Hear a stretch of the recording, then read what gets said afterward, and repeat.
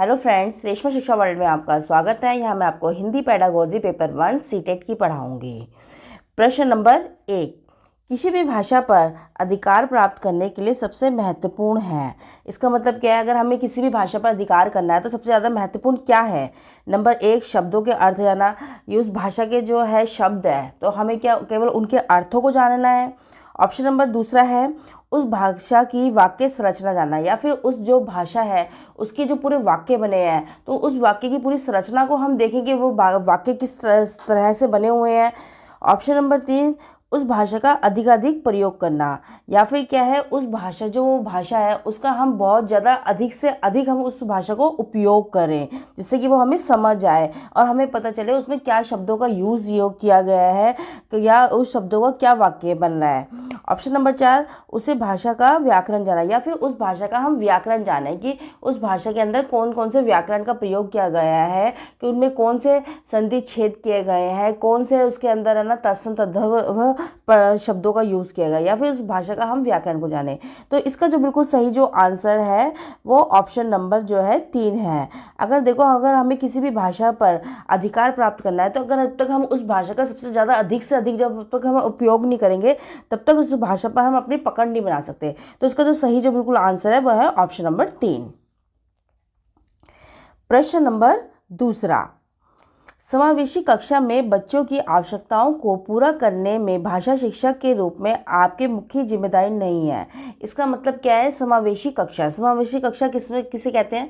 समावेशी कक्षा उसे कहते हैं जिसके अंदर सब तरीके के बच्चे होते हैं। आपको उस कक्षा के अंदर एक नॉर्मल चाइल्ड भी मिलेगा, दूसरा आपको वहाँ पर एक स्पेशल बच्चा भी मिलेगा।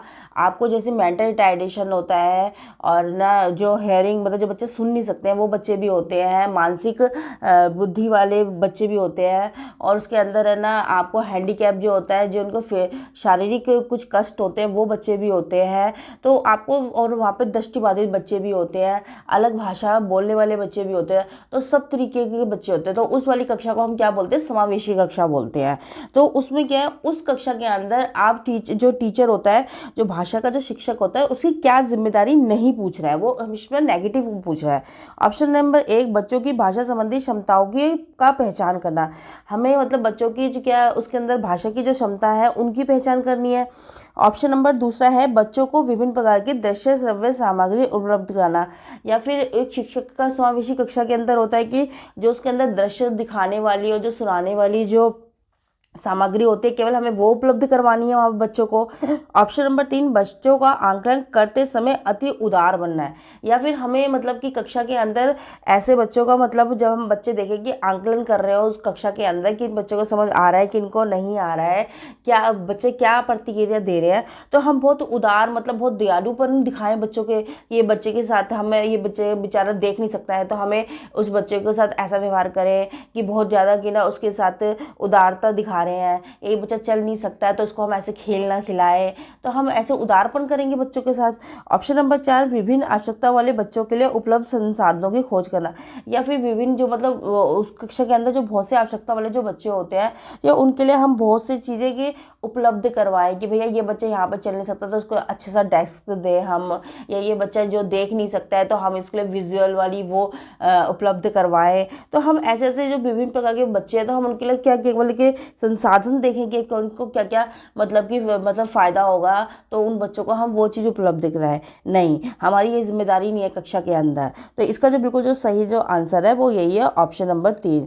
और क्योंकि उसमें देखो उसने पूछा है कि जिम्मेदारी हमारी नहीं है, तो क्या है बच्चों का हमें आंकलन करते समय उदार नहीं होना। हमें कक्षा के अंदर किसी भी बच्चे के साथ कोई भेदभाव नहीं करना, सभी बच्चे हमारे लिए समान है। हमें किसी के साथ कोई ऐसा व्यवहार नहीं करना कि ये बच्चे मतलब कि स्पेशल बच्चे हैं तो हमें इनके साथ ऐसा व्यवहार करें, नॉर्मल बच्चे नहीं। हमारे लिए सभी बच्चे एक समान है, एक समान है। हमें जब भी कभी भी कक्षा के अंदर हम आंकलन करेंगे तो हमारे लिए हमेशा समानता होगी उन बच्चों के प्रति, और उल्टा हमें ये देखना है कि किस बच्चों को क्या समझ नहीं आया तो हमें उल्टा ज़्यादा से ज़्यादा चीज़ें समझानी है उनको मतलब बच्चों को क्रिएटिव बनाना है, हमें उनको सिखाना है हमें। तो इसलिए हमारा कभी भी उदार नहीं बनना, हमारे लिए सब बच्चे एक जैसे हैं। तो इसका ऑप्शन नंबर 3 जो है बिल्कुल सही है। प्रश्न नंबर तीसरा, भाषा की पाठ्य पुस्तक में सबसे महत्वपूर्ण पक्ष है। इसका मतलब क्या है कि जो भाषा की जो पाठ्य पुस्तक है उसमें क्या सबसे ज़्यादा महत्वपूर्ण होता है भाषा की पाठ्य पुस्तक के अंदर। ऑप्शन नंबर 1 आकर्षक चित्र, या मतलब आकर्षक मतलब बहुत सुंदर सुंदर चित्र होते हैं उसकी पाठ्य पुस्तक के अंदर जो है कि बच्चा मतलब चित्रों को देखे तो वो बड़ा खुश होए और उसको पढ़ने में रुचि आए, ये आकर्षक चित्र जरूरी है। ऑप्शन नंबर दूसरा है पाठों का उद्देश्यपूर्ण चरण। पाठों का उद्देश्यपूर्ण जो है चरण से मतलब क्या है कि बच्चे की जो पाठ्य पुस्तक है उसके अंदर जितने भी जो चरण होंगे, जितने भी पाठ होंगे वो किसी ना किसी उद्देश्य से होंगे। जैसे देखा होगा आपने, बच्चों का पाठ है, अगर पानी के बारे में बताया है तो बच्चों को पानी के बारे में सारा उसके अंदर ज्ञान होगा कि हम पानी का कहाँ कहाँ यूज़ करते हैं, हमें पानी को ना ख़राब नहीं करना चाहिए, पानी बहुत अनमोल रत्न है। तो बच्चों को उस पाठों के द्वारा ही पानी के जो है उद्देश्य बताया कि पानी का हमें कैसे कैसे यूज़ करना है। दूसरा जैसे हमने बताया, दूसरा कोई मतलब समझ लो उसके अंदर पाठ है पेड़ पौधों के बारे में है, तो उसमें क्या है बच्चों को पेड़ पौधों के बारे में कि पेड़ पौधे कैसे हमारे को ऑक्सीजन देते हैं, और पेड़ पौधे कैसे हमें पेड़ पौधों को पानी देना चाहिए, वो हमारे को फल देते हैं, सब्जी देते हैं, हमको ना अब क्या ऑक्सीजन देते हैं, हमारे इन्वायरमेंट में पोल्यूशन को कम करते हैं। तो बच्चों को पाठों के अंदर ही हम पेड़ पौधों के महत्व के बारे में बताएंगे।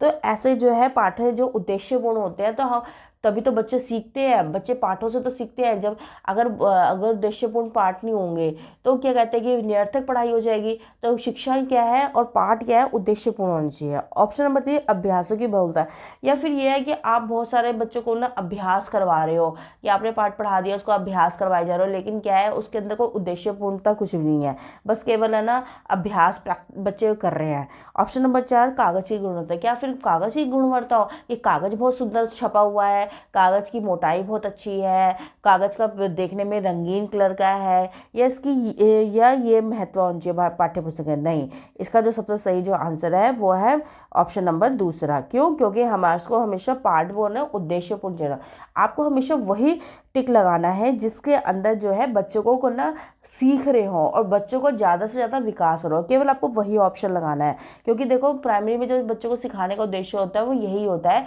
कि हमें बच्चों को ज़्यादा से ज़्यादा चीज़ें सिखानी है। तो इसका ऑप्शन नंबर जो दूसरा है बिल्कुल सही है। प्रश्न नंबर 4 समग्र भाषा पद्धति पर आधारित कक्षा। इसका मतलब क्या है, समग्र भाषा क्या होती है जिसमें सभी भाषाएं बोली जाती है, तो उस भाषा पद्धति पर जो आधारित कक्षा होती है उससे क्या अभिप्राय है।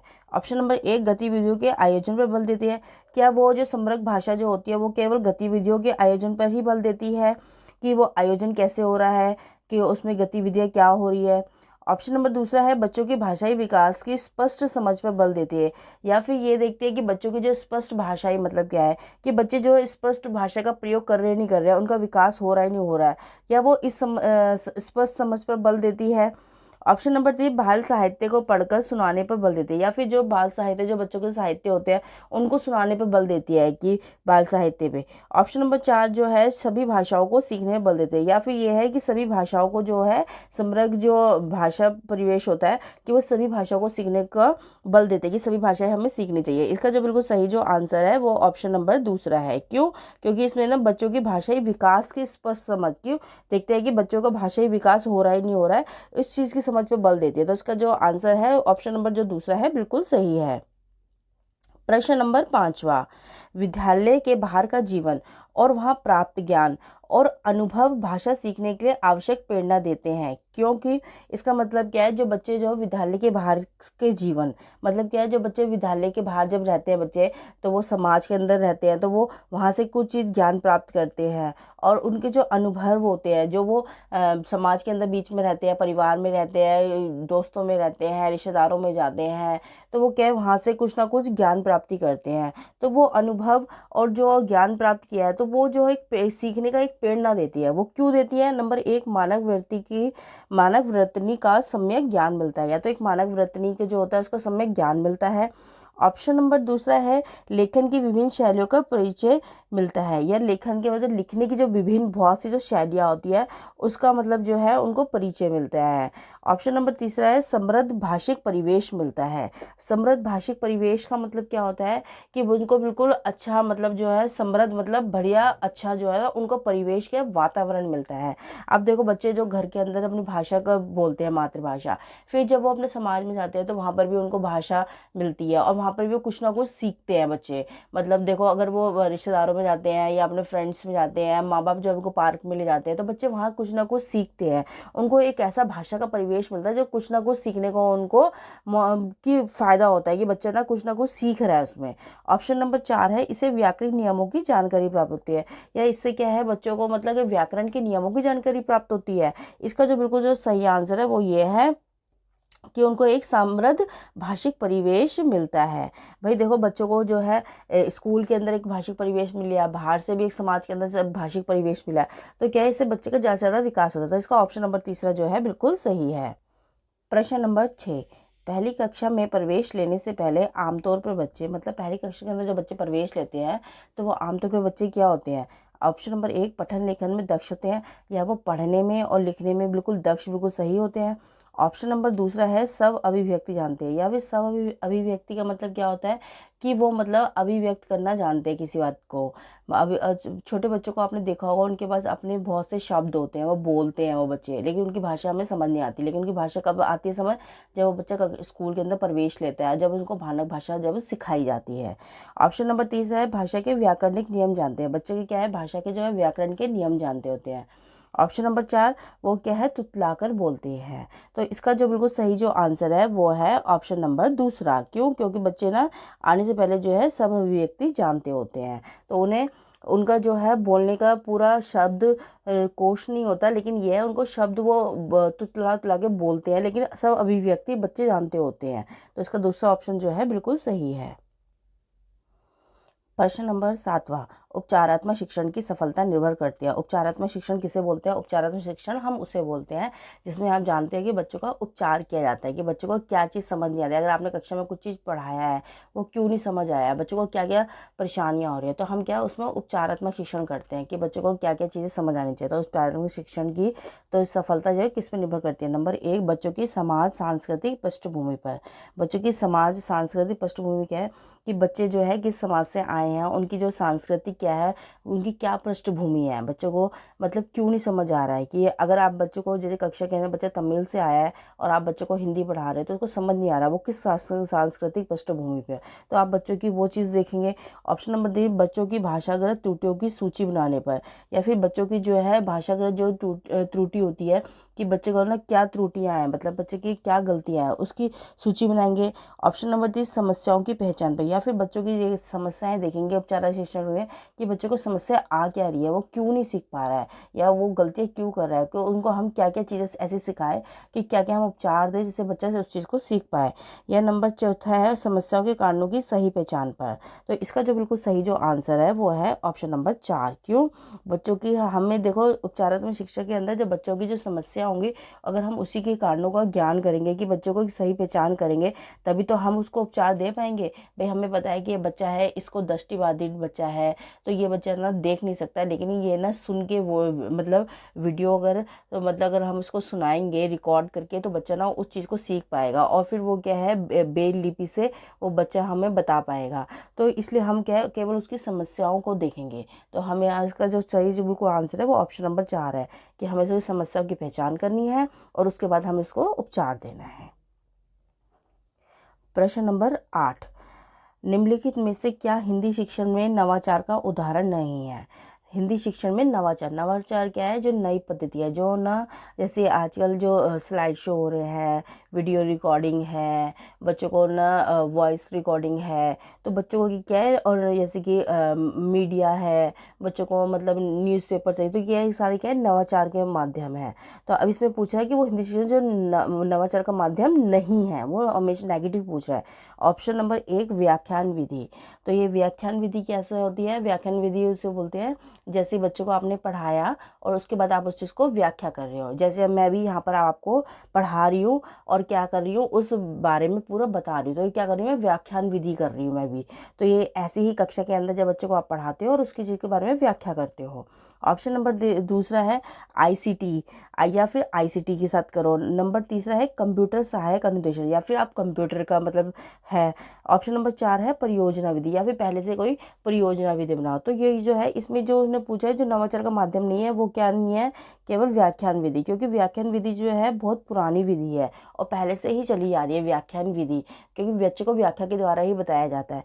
तो ये क्या है, ये नवाचार का जो है उदाहरण नहीं है। तो इसका ऑप्शन नंबर जो 1 है बिल्कुल सही है।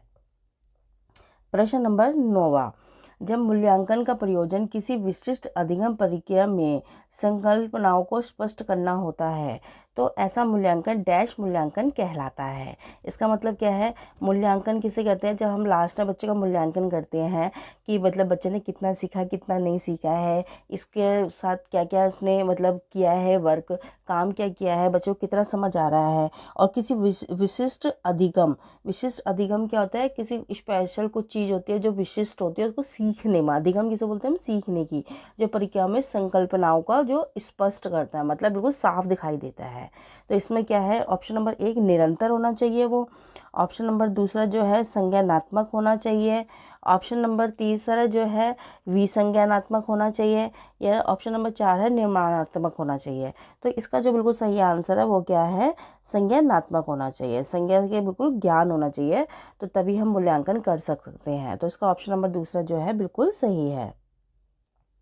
प्रश्न नंबर 10, पठित अंशों पर प्रश्नों का निर्माण करवाने से। पठित अंश किसे होते हैं, जो आपने पाठ को पढ़ा दिया है और उस पर जो है प्रश्नों का निर्माण, मतलब जो आपने पाठ पढ़ाया है और उसी पे जो हम प्रश्नों का जब निर्माण करवाते हैं तो उससे क्या अभिप्राय है। नंबर 1, बच्चों की पढ़कर समझने की योग्यता का आंकलन होता है कि या तो जो बच्चों ने जो पढ़ा है, हमने बच्चों को पाठ पढ़ाया है, बच्चों ने खुद से स्वयं से एक पाठ पढ़ा है, फिर क्या है उसकी समझने की योग्यता। समझने की योग्यता कैसे होती है, जब बच्चों ने पाठ पढ़ा, अगर आपने बच्चों को पेड़ पौधों के बारे में पढ़ाया या बच्चे ने खुद से पेड़ पौधों का पाठ पढ़ा है, उसके बाद उसने पढ़ा है, फिर उसके बाद उसके पीछे के जब क्वेश्चन बच्चा करता है तो क्या है, वो उसकी समझ का विकास होता है। उसे पता होता है कि जो पाठ के अंदर है ना, हमें पेड़ पौधों के बारे में बताया है कि वो हमें ऑक्सीजन देते हैं कैसे, और कैसे हमारे पेड़ पौधे हमारे को जो पॉल्यूशन से कम करते हैं, प्रदूषण कम करते हैं। तो बच्चे ने पाठ को सही पढ़ा और फिर उसी पे वो क्वेश्चन कर रहा है, तो उसको वो क्वेश्चन और अच्छी तरीके से समझ आ रहा है। तो उसकी क्या है, क्षमता का विकास हो रहा है, बौद्धिक क्षमता विकास हो रहा है, चिंतन विकास हो रहा है, और वो उस चीज़ को सोच रहा है, मनन कर रहा है ज़्यादा से ज़्यादा चीज़ों को, और तार्किक शक्ति का विकास हो रहा है बच्चे का। ऑप्शन नंबर दूसरा है प्रश्न पत्र बनाने में आसानी होती है, या फिर केवल ये होता है कि प्रश्न पत्र जो हम बनाएंगे बच्चों को लिए तो वो बहुत आसान होगा। ऑप्शन नंबर तीसरा है प्रश्न जो है बैंक तैयार हो जाता है जिसका उपयोग प्रश्न पत्र बनाने में किया जाता है, या फिर क्या है, प्रश्न पत्र का केवल एक बैंक तैयार करने के लिए होता है कि जो पीछे के प्रश्न होते हैं पाठ के पीछे। ऑप्शन नंबर 4 है बच्चों की ऊर्जा या समय व्यर्थ चला जाता है, या फिर क्या है, बच्चों की जो ऊर्जा होती है वो चली जाती है और जो समय है वो निकल जाता है। इसका जो बिल्कुल जो सही आंसर है वो यही है कि बच्चों की जो है ऑप्शन नंबर 1, बच्चों की पढ़कर जो है समझने की योग्यता का आंकलन होता है, क्योंकि बच्चे ने पाठ पढ़ा है और फिर उसके बाद वो पीछे के जो प्रश्न करेगा तो उसकी क्या है, समझने की योग्यता का विकास होगा। क्योंकि हम देखो जब कई बार हम पाठ पढ़ाते हैं तो फिर बच्चों से हम क्वेश्चन भी पूछते हैं कि बच्चे बताओ इस वो कौन था, या वहाँ राजा कैसे थे, वहाँ पे मंत्रीगण कैसे थे। तो बच्चों को एकदम पाठ पढ़ा होता है तो वो क्या है, आपको उत्तर देता है, उस बारे में बताता है, तो क्या है उसकी योग्यता का विकास हो रहा है। तो इसका ऑप्शन नंबर 1 बिल्कुल ही सही है। थैंक यू फ्रेंड्स, रेशमा शिक्षा वर्ल्ड को आप लाइक शेयर एंड सब्सक्राइब कीजिए। मैं ऐसे ही नई नई वीडियोस लेकर आऊँगी।